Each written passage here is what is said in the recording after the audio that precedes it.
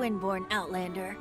As you set off on your journey once again, you must remember that the journey itself has meaning.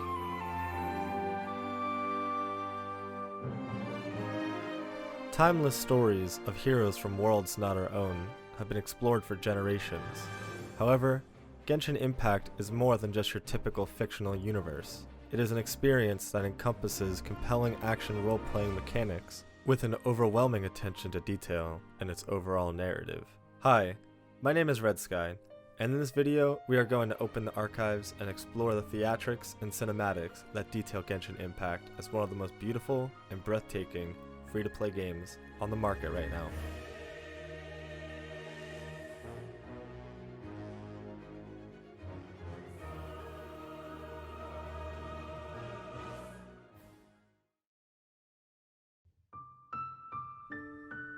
The world and narrative of Tevat has been in production since 2017 and will take several more years as of the time of recording this video to close the curtain on its story. But with major influences from the anime style, the episodic nature of the 7 regions does a particularly good job at providing more than enough story content for both the layman and the enthusiast.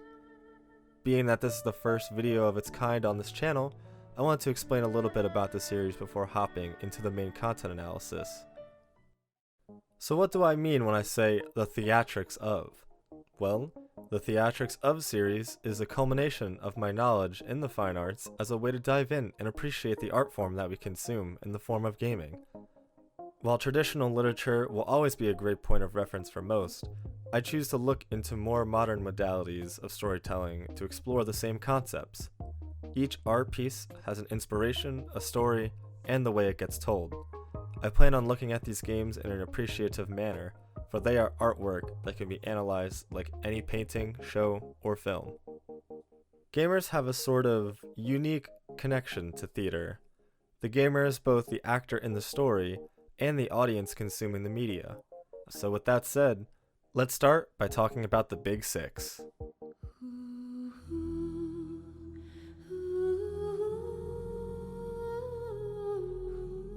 In Aristotle's Poetics, he proposes to study poetry by analyzing its constitutive parts, and then drawing general conclusions.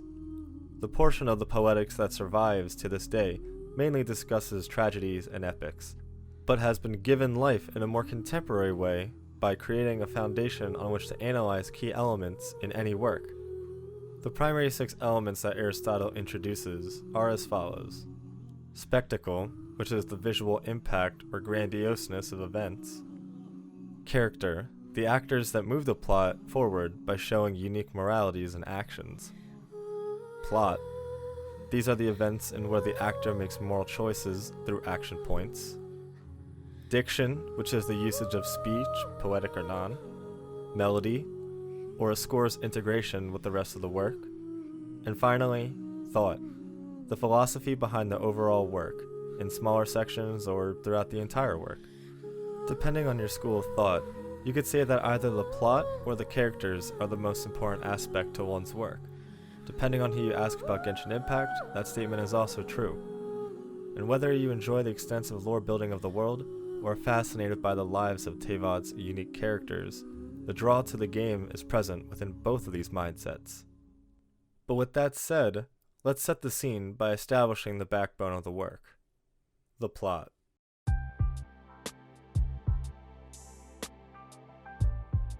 A pair of twins who travel across the stars and visit different worlds arrive in Tevat, but are separated by an unknown god, who takes one and seals away the other.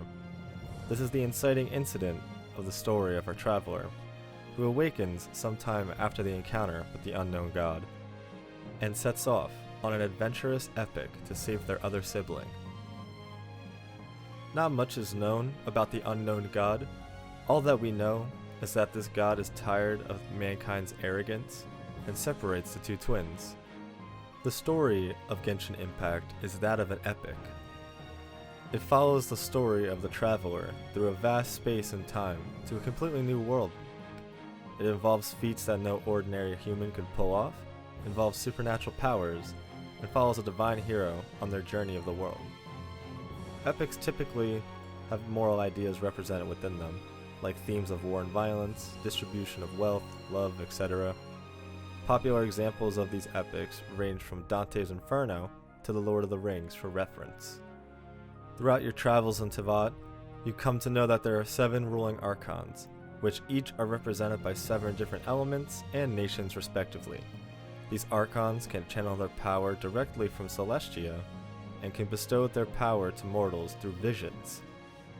You, as the traveler, however, do not require a vision to use elemental power. The reason behind this is currently unknown, and will most likely be revealed as more chapters are released down the line. Your tale begins in Mondstadt, the city of wind, wine, and freedom. You meet a slew of memorable characters, each with their own stories and experiences to show you as you progress further down the main narrative. The story of your travels in Tevat are told in an episodic fashion, with each new region being a new chapter in the overarching story, while subplots are introduced left and right within these chapters to expand more on world/character building. In the Battle Pass style Gnostic hymn, Venti, the Anima Archon, outlines what is widely accepted as the origin story of the traveling pair of twins, and reveals that our mission for the Genesis Pearl was our original motivator for crossing into the worlds beyond. Whether this is a hyperbolic musing or the literal truth, only time will tell. The plot of Genshin Impact is massive already, and if in-game content isn't enough for you, there are plenty of world-building stories in the form of collectible books and an ongoing manga on their website to supplement your desire to learn more about Tevat. But now that we have the basis for our journey, the origins of our main character, and their motivations for addressing their actions to further the plot, let's take a look at the cast of characters that exist within this already breathing world and how they contribute to the overall narrative.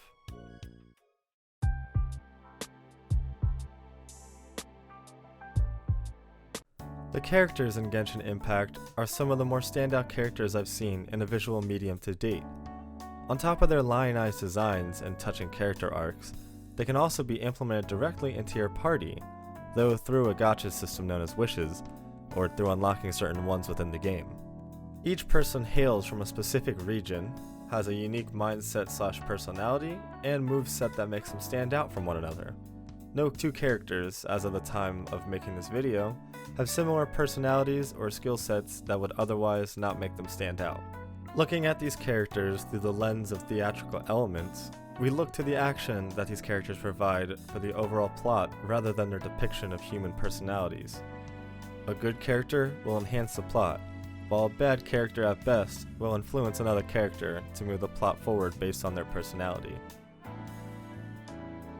It would take a long time to dive into all the unique characters of Genshin and understand how their individual input into the traveler's story pushes it forward, so here's a quick chart to outline their individual contributions based on an analysis of the story as of the 1.2 update. You'll see here that other than a handful of characters, the majority of characters in this game are to fill in smaller gaps and create a living, breathing world that we travel in. It is not to say that these characters are not important, but rather that they serve a different purpose. But for the sake of this video, and for the sake of my own sanity during production, I'm going to analyze the characters with the most relevance to give more insight into the overall plot. After all, a character's main purpose within the Aristotelian mindset is to propel the narrative forward towards the next action or event. So first off, we have the Traveler. Their sibling has been sealed away, and they are the insert player character and can shape their personality through text options, which can range from stoic and humble to confident and short-tempered. It's pretty self-explanatory the role the Traveler plays in the story, for this is their story. Paimon is the first character you meet after awakening, and becomes your whimsical travel companion and emergency food should the situation ever call for it. Her honesty can come off as rude most of the time, but for the most part her charm is in her overall outgoingness.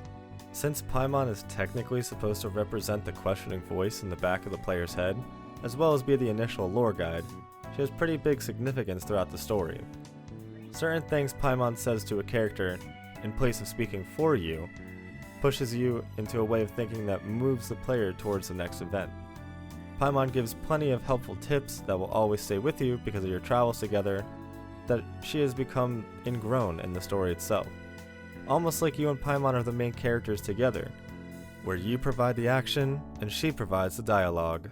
Also, quick side note here, many other names found in Genshin with regards to celestial beings of power can more often than not be traced back to the demonology grimoire, the Lesser Key of Solomon, where Paimon is mentioned as one of the 9 kings of hell. Mondstadt's Archon Barbados, which is Venti, Liwei's Archon Morax, which is undisclosed until later, and Inazuma's Archon Baal all have references back to this grimoire. But I digress. Now, let's take a look at the first character on this list that is not a direct attachment to the hero. Venti, otherwise known as Barbados, the tone-deaf bard, or the Archon of the Wind, is the first character to move the traveler through the entire act.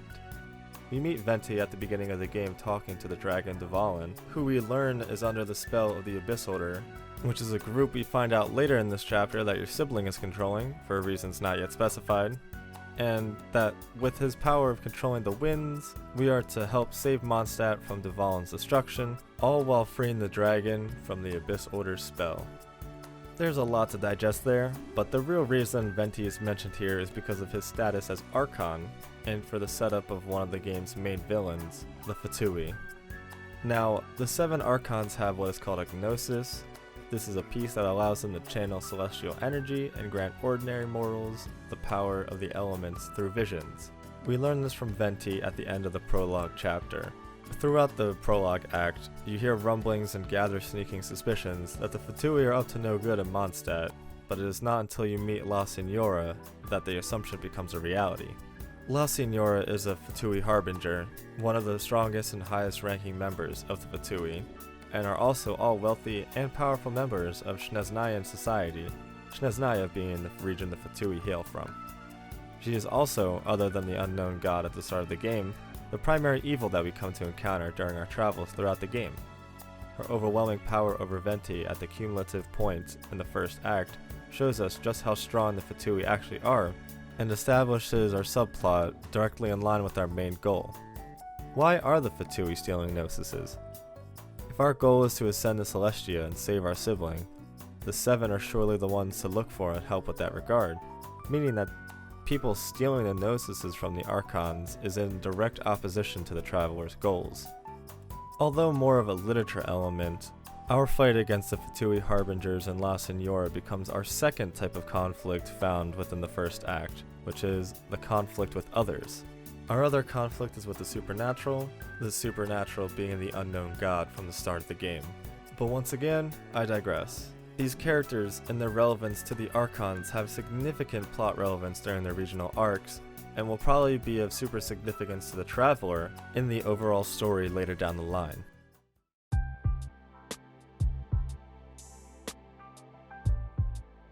Moving on to the last of the Aristotelian objects, the thought, or values, of Genshin Impact are laid out plain for the consumer of the game. The Traveler acts as the traditional fool of this story per se, for they are the symbol of innocence and untapped potential, which will be shaped by the rest of the story. This sort of innocence leads to many pivotal morality decisions that either the player as Traveler or the narrative department at MiHoYo gets to make. There are certain dialogue options in the game which allow you to shape your character's development, but none so far that change the moral outcome of a situation. For example, when Mondstadt is getting attacked by Storm Terror, you don't turn a blind eye to the town. This is a moral choice that the game sets up the Traveler in for their first dilemma, the urgency to find your sibling or the urgency to save the strangers in front of you. But this is common in heroic works, for which the hero puts themselves in front of harm's way to protect others, is a common theme in literature as a whole, especially in epics.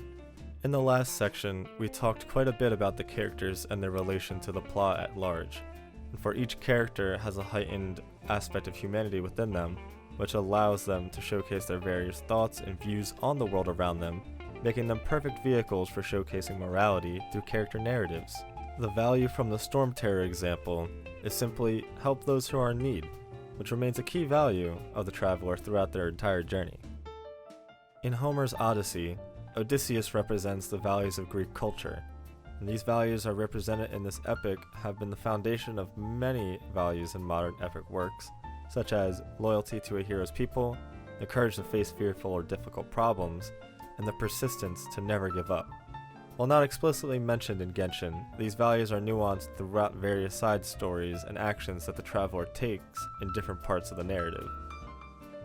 This is by far the hardest section to write about. Because of how new the game is, we haven't gotten the full opportunity to experience some of the more innocuous moral dilemmas that would plague our traveler going forward.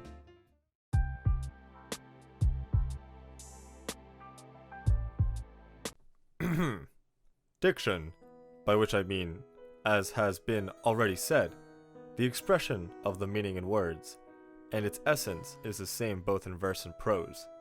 Aristotle. The wordplay used in Genshin Impact is one of the first things I remembered when thinking about this project.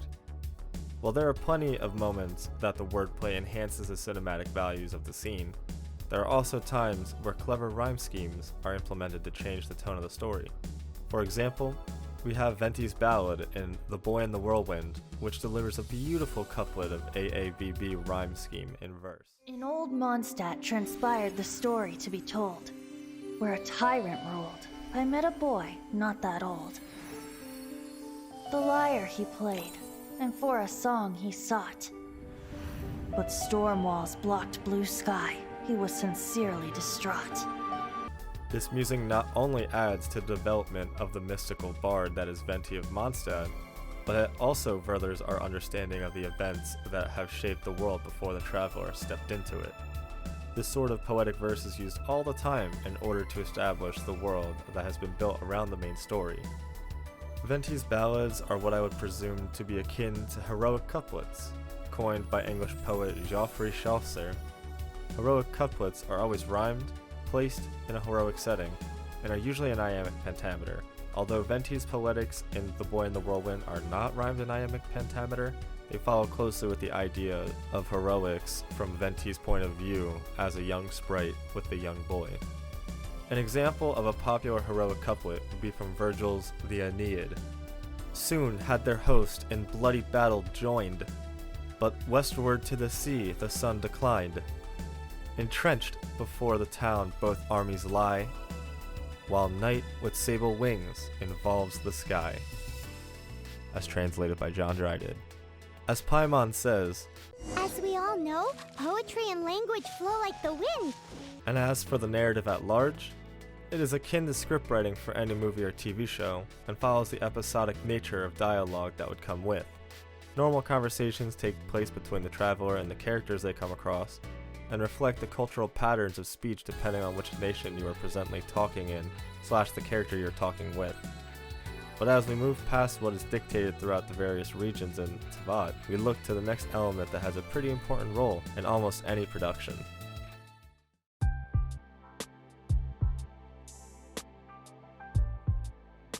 The music of Genshin Impact is truly something remarkable. There is a different orchestration for each region, feeling, and variation on that theme depending on what time of day it is. It is truly a remarkable feat. Song used in a theatrical sense should amplify the dramatics being performed on the stage, and that is exactly what happens here. The interactive music of Genshin Impact is not always in your face, as it takes a back seat to the narrative and spectacle while simultaneously pulling you into the world. Music director Zoe Kai and composer-producer Yu Peng Chen did a remarkable job on their creation of the soundtrack for the game. In an official blog post they shared on the Genshin Impact website, they worked directly with the scenic department in order to shape the world that we as the traveler see in the game. Every region has a theme that plays to the culture / themes of the areas it represents and uses various instruments to match the feeling of that said region. Mondstadt is jovial, free, and adventurous. It is the place you visit on your journey first, your first encounter with the mysticism of the world. In the city, you'll hear tunes that play to the bustling nature of the town, such as The City Favored by Wind and Bustling Afternoon in Mondstadt. In the neighboring nation of Liyue, the tone shifts to a more elegant tone, where you can find certain peace after your daily adventures. Songs in Liyue Harbor specifically call for a more relaxed tone to the story, such as Relaxation in Liyue, Goodnight Liyue, and Moon in One's Cup. You've got special themes for every location on the map, from big to small. I'm talking multiple versions of the Dawn Winery theme that give the feeling of a remorseful solitude, yet comfortability in the hand of a strange land. Other micro-locations, such as the Church of Favonius and the Angel Share Tavern, also share these themes that match the aesthetics to the T. The ambient nature of these scores leads to a higher cinematic value during the non-narrative parts, but still tells a story all on its own in other regards. Similar to watching a movie, the music isn't the main focus of the story, rather it helps amplify the scene that is playing out in hand. However, in theater, music is used as a tool to directly narrate the story in some instances. This is the case with big budget productions such as musicals and old-time operatic classics. One song that combines both the cinematic aspects of storytelling and the literal theatrical aspects of storytelling is A Storm, a Spire, and a Sanctum, the Dvalin's Nest theme. This tune, upon entering Stormtear's lair for the first time, tells a story all on its own through its beautiful yet sorrowful orchestration. And by this time, we know that Dvalin is being controlled by the Abyss Order, so we can feel the powerful isolation and sadness without the song even speaking a word. There are plenty of tunes like this in Genshin to bring you into this feeling of presence that the game provides through its masterful soundtrack. Having a good sense of presence within your game allows for the suspension of disbelief in the story, which can be absorbed by the player even more without disconnecting them from that reality that they are currently in. Overall, the music of Genshin Impact both heightens its effects on the main narrative as well as telling its own tale upon their strings.